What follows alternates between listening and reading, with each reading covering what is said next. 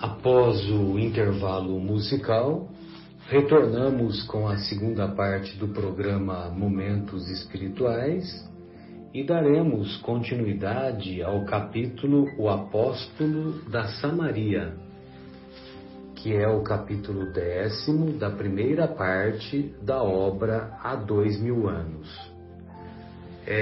No programa anterior, vamos encontrar a Lívia e a Ana como hóspedes do Simeão lá em Samaria, e todos estavam muito envolvidos do ponto de vista espiritual, uma vez que na Assembleia de Estudos houve uma reflexão muito intensa a respeito da vigilância e da oração, a importância da vigilância e da oração, uma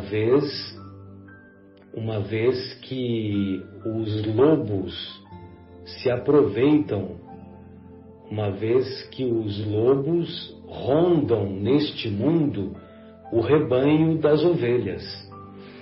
E o ancião Simeão, que é o tio da Ana, ele intuitivamente ele entrou em sintonia com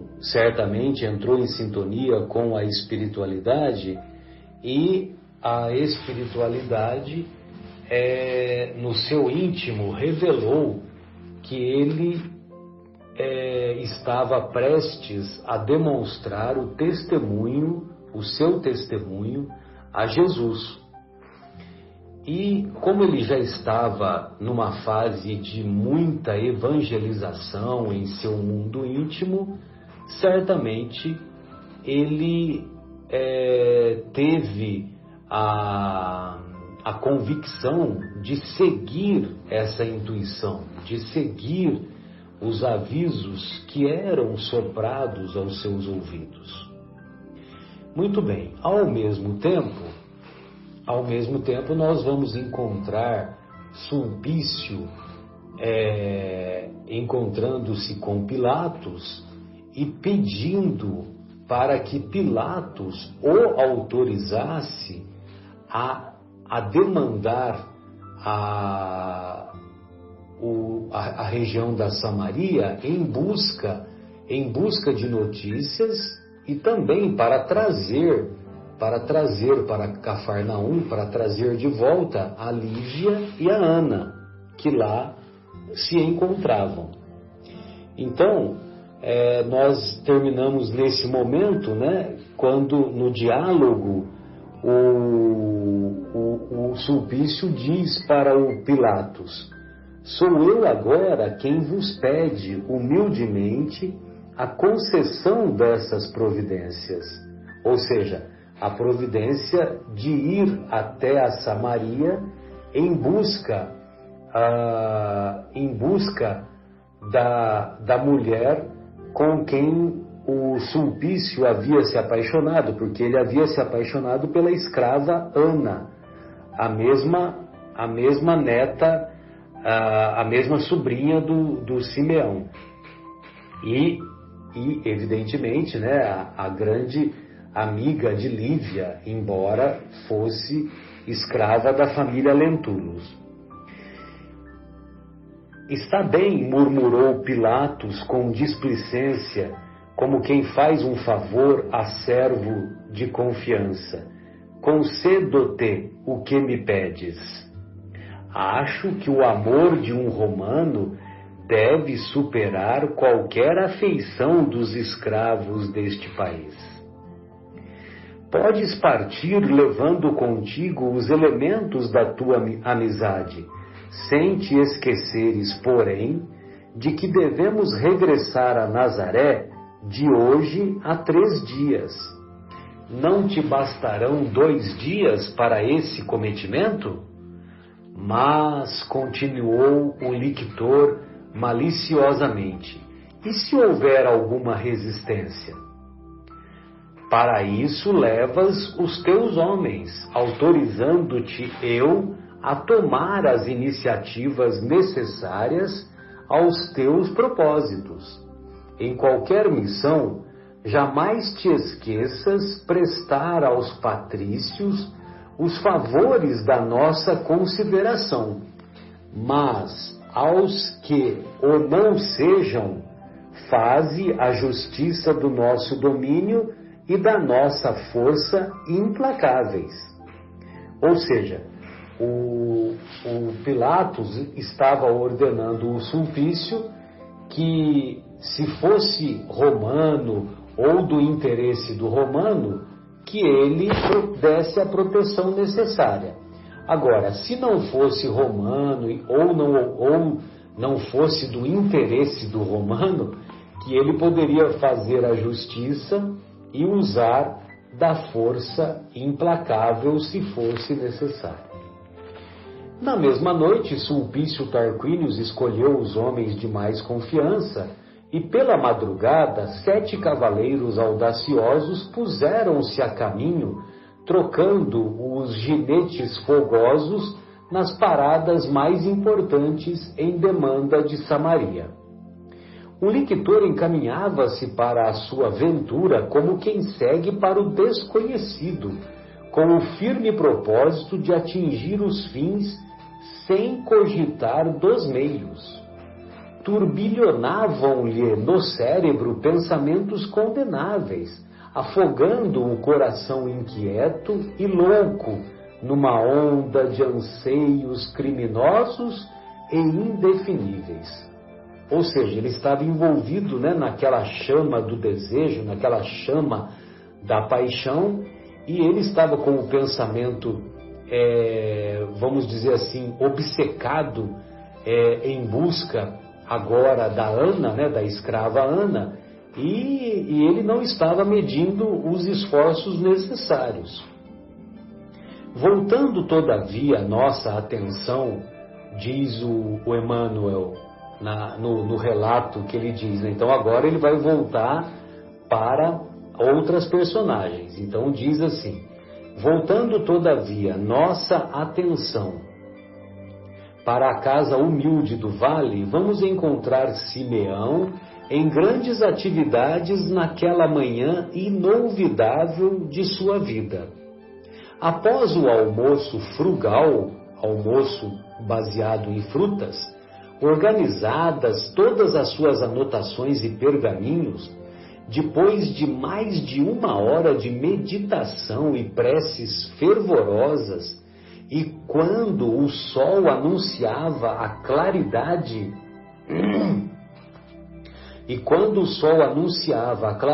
do meio-dia, reuniu as hóspedes, falando-lhes gravemente: filhas, a visão de meus pobres olhos em nossas preces de ontem representa uma séria advertência para o meu coração.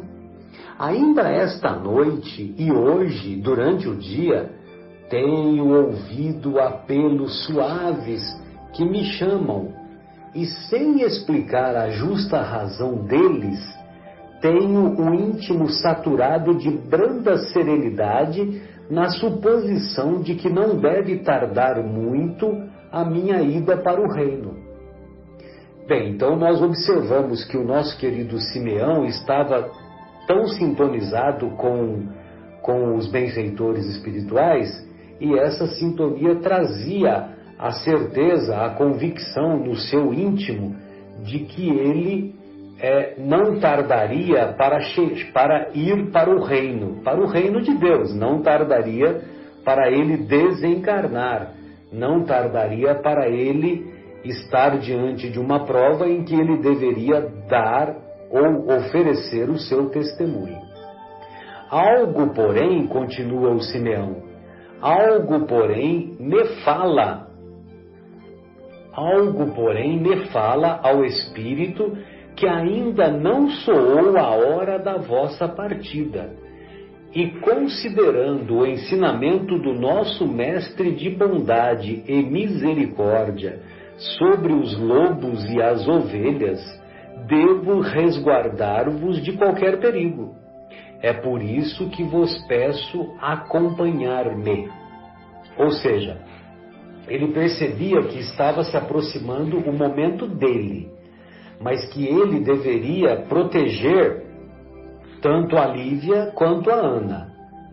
Assim dizendo, o respeitável ancião pôs-se de pé e, caminhando para o seu casebre, deslocou blocos de pedra de uma abertura na parede empedrada, exclamando imperativamente na sua serena simplicidade: entremos.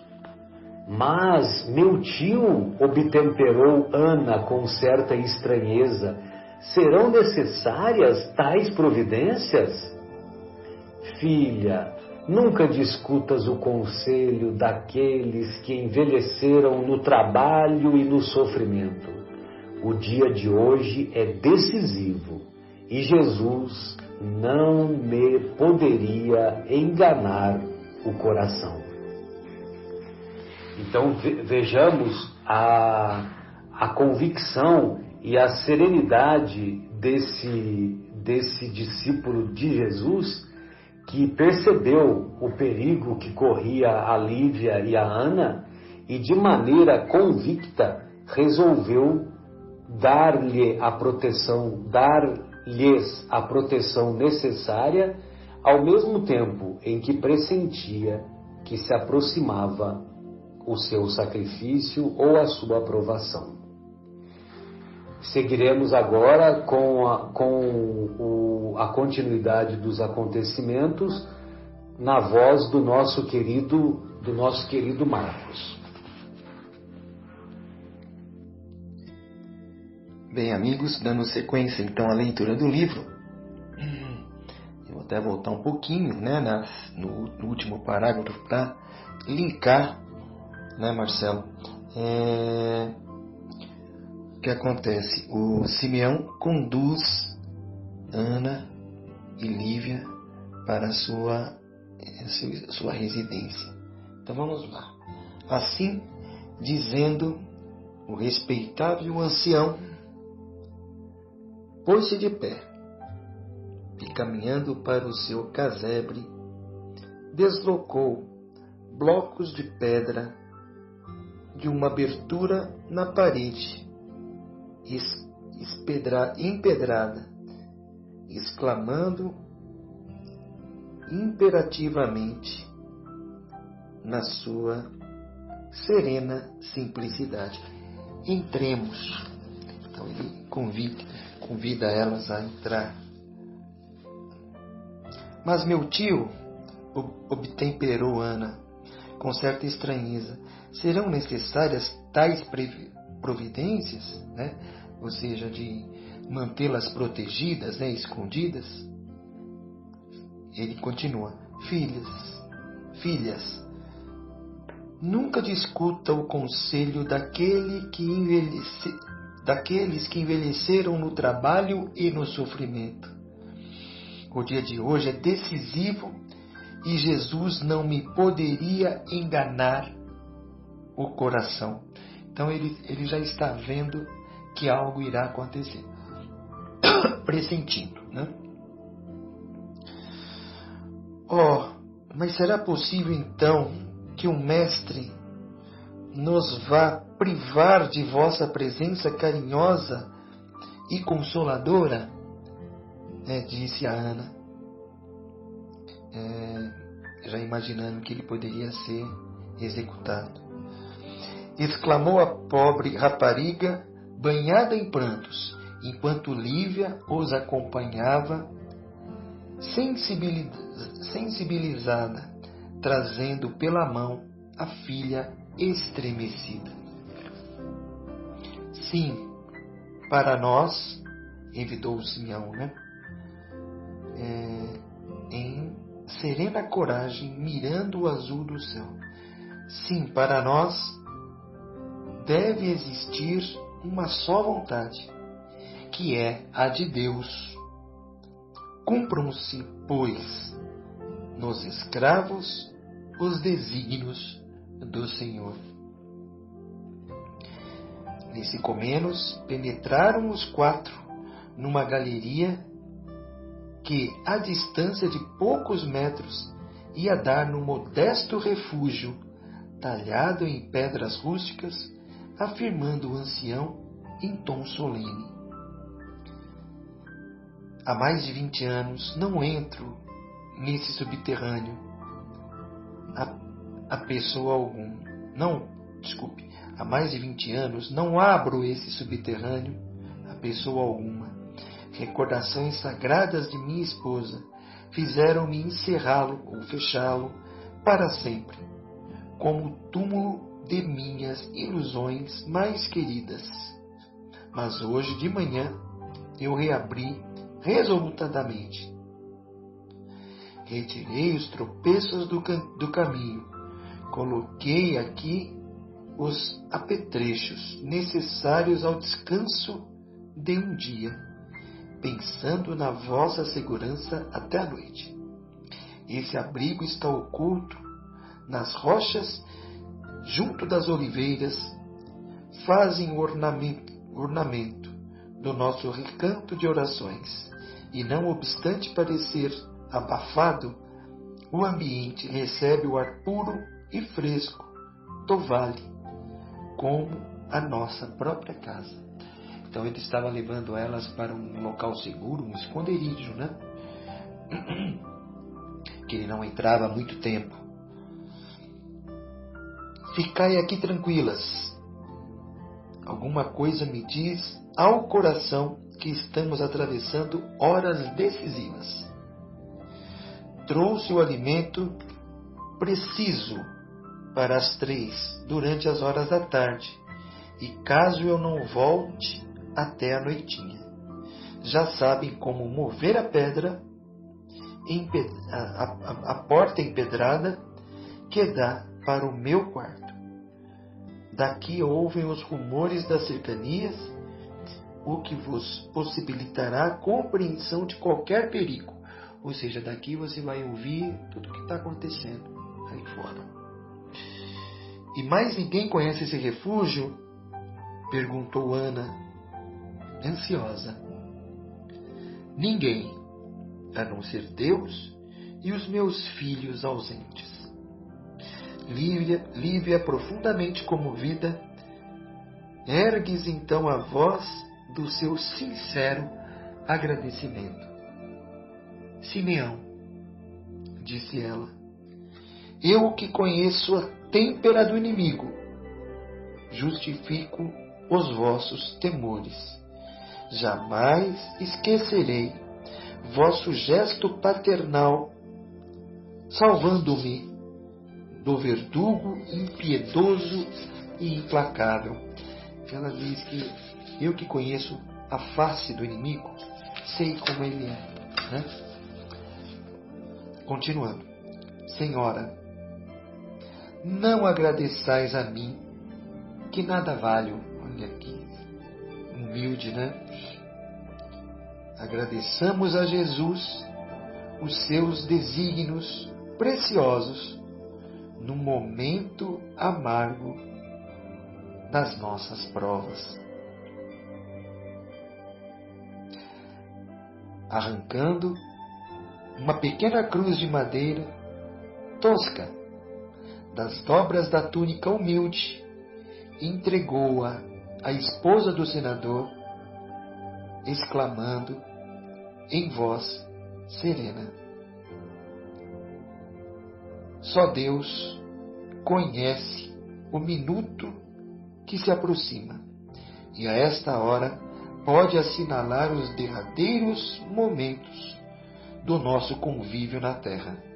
Se assim for, guardai essa cruz como recordação de um servo humilde. Ela traduz a gratidão do meu espírito sincero. Que lindo, né? Esta foi uma despedida de Simeão para Lívia. Vamos ver agora na sequência, né, do que se desdobra.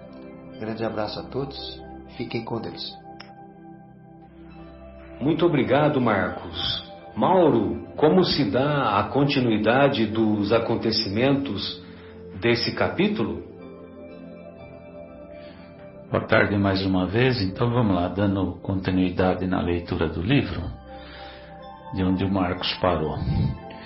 Como Lívia e Ana começassem a chorar com suas palavras comovedoras, continuou o ancião com voz pausada. Não choreis, se esse minuto constitui um instante supremo. Se Jesus nos chama ao seu trabalho, uns antes dos outros, lembremo-nos de que um dia nos reuniremos todos nas luzes cariciosas do seu reino de amor e misericórdia, onde todos os aflitos hão de ser consolados. E como se o seu espírito estivesse em plena contemplação de outras esferas, cujas claridades o enchesse de instituições divinatórias, prosseguiu dirigindo-se a Lívia comovidamente. Estejamos confiantes na providência divina. Caso o meu testemunho esteja previsto para breves horas, confio-vos a minha pobre Ana, como vos entregaria a minha recordação mais querida. Depois que abracei as lições do Messias, todos os filhos do meu sangue me desampararam, sem me compreenderem os propósitos mais santos do coração. Ana, porém, apesar de sua juventude, entendeu comigo o doce crucificado de Jerusalém. Quanto a ti, Ana, disse, pousando a destra na fonte da sobrinha, ama a tua patroa como se fosses a mais humilde das suas escravas. Nesse instante, porém, um ruído mais forte penetrou no recinto, como se um barulho incompreensível proviesse das rochas, parecendo mais um tropel de numerosos cavalos que iam se aproximando. O ancião fez um gesto de despedida, enquanto Lívia e Ana se ajoelharam diante da sua figura austera e carinhosa. Ambas, entre lágrimas, tomaram-lhe as mãos encarquilhadas, que cobriam de beijos afetuosos. Num relance, Simeão transpôs a pequena galeria, reajustando as pedras na parede com o máximo cuidado. Em poucos minutos, abri as portas da humilde e generosa casa a Sulpício Tarquínios e seus companheiros, compreendendo afinal que as advertências de Jesus, no silêncio de suas orações fervorosas, não haviam falhado. O lictor dirigiu-lhe a palavra sem qualquer cerimônia, fazendo o possível por eliminar a impressão que lhe causava a majestosa aparência do ancião, com os seus olhos altivos e serenos e as longas barbas encanecidas. Meu velho, exclamou desabridamente, por intermédio de teus conhecidos, já sei que te chamas Simeão, e igualmente que hospedas aqui uma nobre senhora de Cafarnaum, com a sua serva de confiança. Venho da parte das mais altas autoridades para falar particularmente com essas senhoras na maior intimidade possível. Simeão responde, enganai-vos, lictor. De fato, a esposa do senador Lentulus passou por essas paragens, todavia, apenas pela circunstância de se fazer acompanhar por uma das minhas sobrinhas netas. Deu-me a honra de repousar nessa casa por algumas horas. Aí eu termino a minha parte e passo para a nossa querida Vera. Muito obrigado, Mauro. Vera, e daí por diante? como os acontecimentos se desenrolam? Nós vamos dando continuidade, então, onde Sulpício está questionando Simeão do paradeiro de Lívia e de Ana. Então ele diz assim: mas deve saber onde se encontram neste momento. Não posso dizê-lo. Ignoras porventura? Sempre entendi, replicou o ancião, corajosamente, que devo ignorar todas as coisas que venham a ser conhecidas para o mal de meus semelhantes. Isso é outra coisa, redarguiu Sulpício, encolerizado, estava bravo ele, como um mentiroso de quem se descobrissem os pensamentos mais secretos. Quer dizer, então, que me ocultas o paradeiro dessas mulheres por simples caprichos da tua velhice caduca? Não é isso, fala Simeão. Conhecendo que no mundo somos todos irmãos, sinto-me no dever de amparar os mais fracos contra a perversidade dos mais fortes. Mas eu não as procuro para fazer mal algum, e chamo-te atenção para essas insinuações insultuosas que merecem a punição da justiça. Agora, vejam só o posicionamento, as palavras de Simeão, que homem de coragem, né? Já quase que sendo ameaçado por Sulpício. Olha o que ele tem coragem de dizer, gente. Lictor, revidou Simeão, com grande serenidade, se podeis enganar os homens, não enganais a Deus com os vossos sentimentos inconfessáveis e impuros. Sei dos propósitos que vos trazem a estes sítios e lamento a vossa impulsividade criminosa. Vossa consciência está obscurecida por pensamentos delituosos e impuros, mas todo momento é um ensejo de redenção que Deus nos concede na sua infinita bondade. Voltai atrás da insídia que vos trouxe e ide noutros caminhos, porque assim como o homem deve salvar-se pelo bem que pratica, pode também morrer pelo fogo devastador das paixões que o arrastam aos crimes mais hediondos. Bom, depois de escutar isso, vocês imaginam como o Sulpício estava bravo. Então ele diz: velho infame, exclamou Sulpício Tarquínios, rubro de cólera, enquanto os soldados observavam admirados a serena coragem do valoroso ancião da Samaria. Bem me disseram teus vizinhos ao me informarem a teu respeito que és o maior feiticeiro destas paragens. Adivinho maldito, como ousas afrontar deste modo os mandatários do império, quando te posso pulverizar com uma simples palavra? Com que direito escarneces do poder? Com o direito das verdades de Deus, que nos mandam amar o próximo como a nós mesmos. Se sois prepostos de um império que outra lei não possui além da violência impiedosa na execução de todos os crimes, sinto que estou subordinado a um poder mais soberano do que o vosso, cheio de misericórdia e bondade. Esse poder e esse império são de Deus, cuja justiça misericordiosa está acima dos homens e das nações. Compreendendo-lhe a coragem e a energia moral inquebrantáveis, o lictor, embora fremente de ódio, revidou em tom fingido: está bem, mas eu não vim aqui para conhecer as tuas bruxarias e o teu fanatismo religioso. De uma vez por todas, queres ou não prestar-me as informações precisas acerca das tuas hóspedes? Não posso, replicou Simeão corajosamente. Minha palavra é uma só. Bom, agora a continuação é com o Egemar. Vamos lá. Após Simeão ter negado dar informações a respeito das hóspedes dele, né, para o Sulpício manda prendê-lo. Então o velho cristão da Samaria foi submetido aos primeiros vexames por parte dos soldados, mas ele se entregou sem a menor resistência. Aos primeiros golpes de espada, exclamou Sulpício sarcasticamente: então, onde se encontram as forças do teu Deus que não te defendem? Seu império é assim tão precário? Por que não te socorrem os poderes celestiais, eliminando-nos com a morte em teu benefício? E uma gargalhada geral seguiu essas palavras, partida dos soldados que o acompanhavam, gostosamente. Eles se deliciavam com essas palavras criminosas do Sulpício.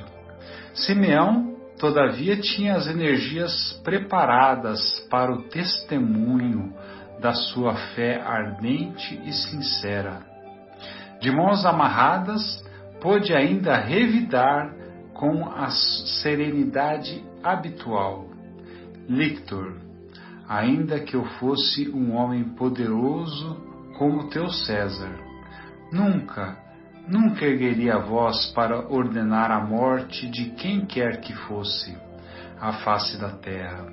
Sou dos que negam o próprio direito da chamada legítima defesa. Por quê?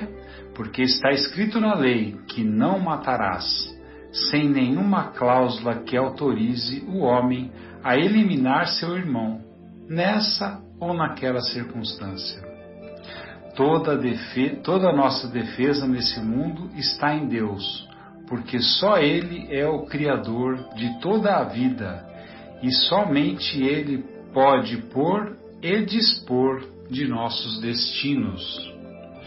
Sulpício experimentou o apogeu do seu ódio em face daquela coragem indomável de Simeão, e avançando para com um dos prepostos, exclamou enraivecido: Mércio, toma à tua conta esse velho imbecil e feiticeiro.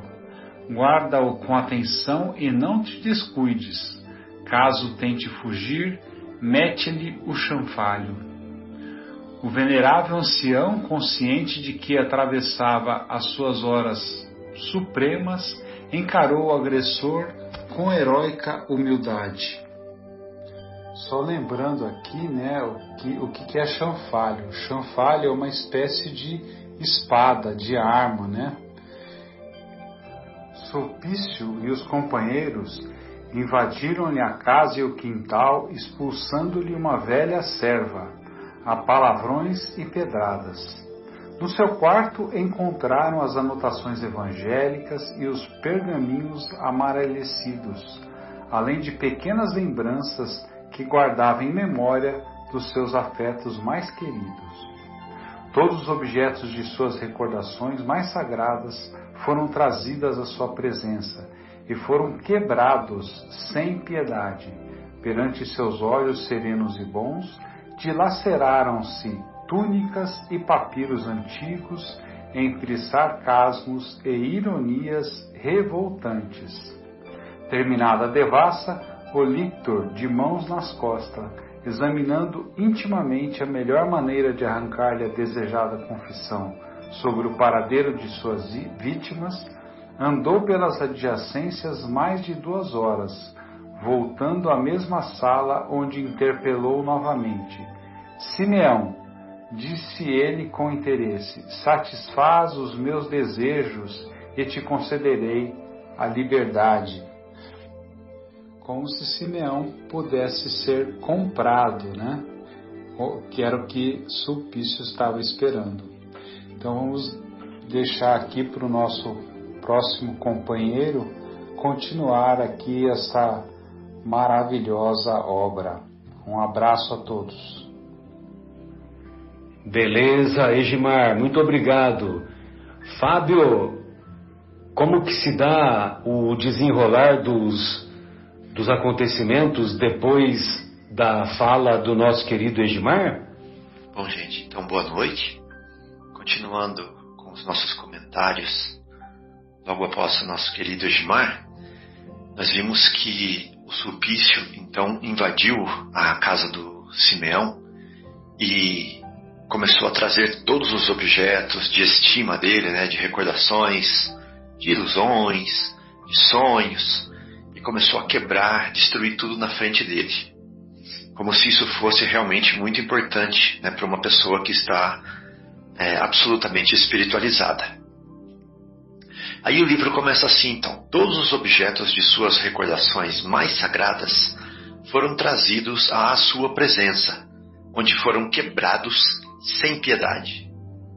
Perante os seus olhos, serenos e bons, dilaceraram-se túnicas e papiros antigos, entre sarcasmos e ironias revoltantes.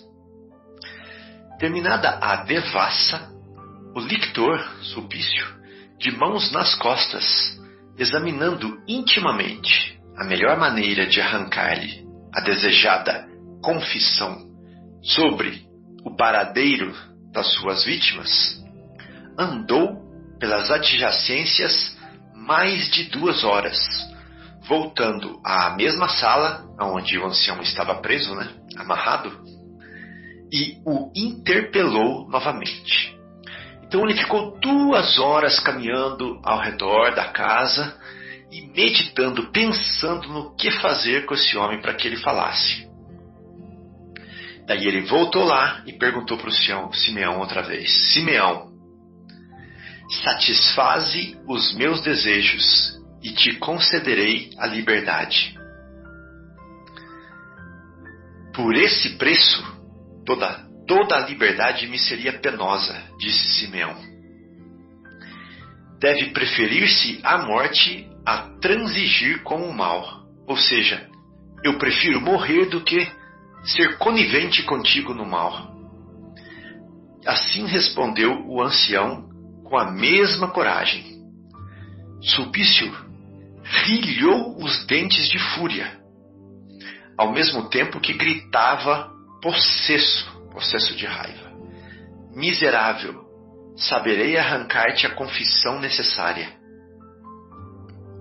Isso dizendo, encarou fixamente o enorme cruzeiro que se levantava a poucos metros da porta. Ele olhou então para a cruz, que estava ali perto da porta, como se houvesse escolhido o melhor instrumento de martírio para arrancar-lhe a revelação desejada.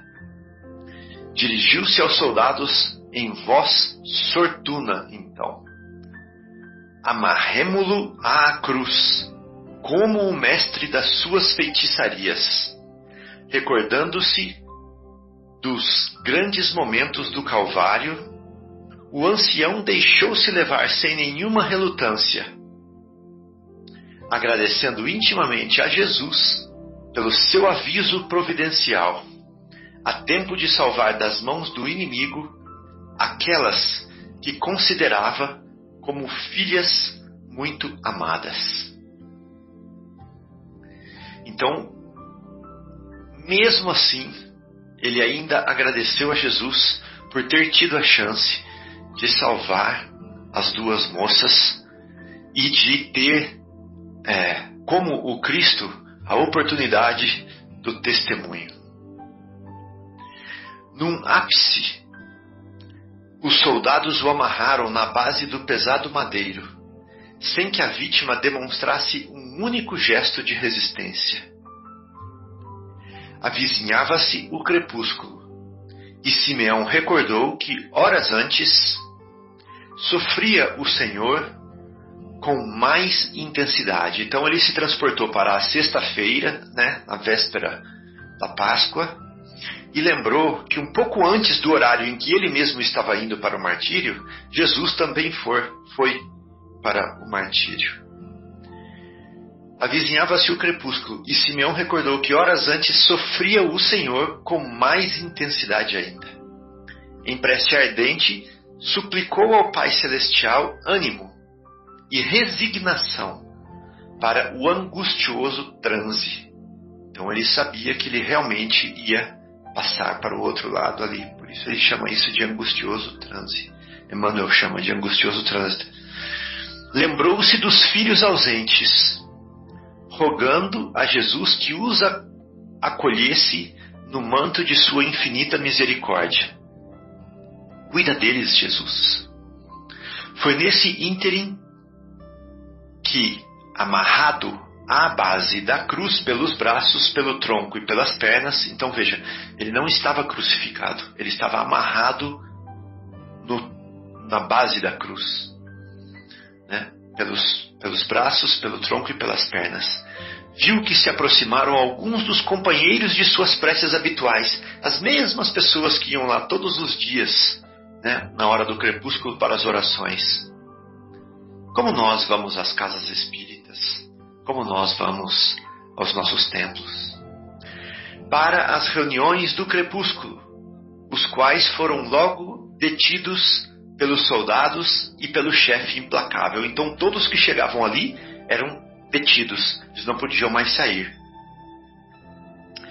Inquiridos, perguntados quanto ao ancião que ali se encontrava, com o dorso seminu para os tormentos do açoite, do chicote, todos, sem exceção de um só, alegaram não conhecê-lo. Eu não sei quem é esse aí, não. Eu estava só passando por aqui. Mais do que os ataques dos impiedosos romanos, semelhante ingratidão doeu-lhe fundo. Doeu-lhe no espírito generoso e sincero, como se envenenado espinho penetrasse o quê?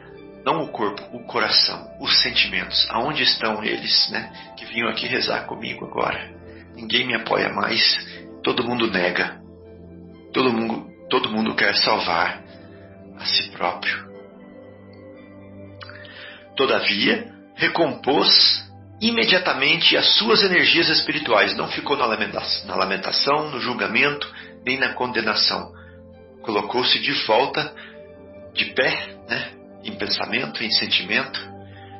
Ergueu-se e, contemplando o alto, murmurou baixinho, numa prece ansiosa e ardente, para Jesus: também vós, Senhor, fostes abandonado. Os próprios apóstolos abandonaram Jesus. Éreis o Cordeiro de Deus, aquele que vai para o sacrifício, né, no lugar da multidão. Éreis o Cordeiro de Deus, inocente e puro, como aquele cordeirinho sem mácula. E sofrestes as dores mais amargas, experimentando o fel das traições mais penosas. Não seja, pois, o vosso servo, mísero e pecador. Ele, então, não estava negando Cristo. Não seja, pois, o vosso servo, mísero e pecador, que renegue os martírios purificadores do testemunho. Então veja, até o conceito comum, né, de legítima defesa, ele negaria, né, que ele explicou antes, como o Ogimar nos explicou. A essa hora, já o recinto se encontrava repleto de pessoas que, de conformidade com as determinações de Sulpício, deveriam permanecer nos bancos grosseiros, dispostos em semicírculo, de modo a assistirem à cena selvagem, a título de escarmento para quantos viessem a desobedecer à justiça do império. Então todos iam assistir o martírio de Simeão ao pé da cruz, ali, né,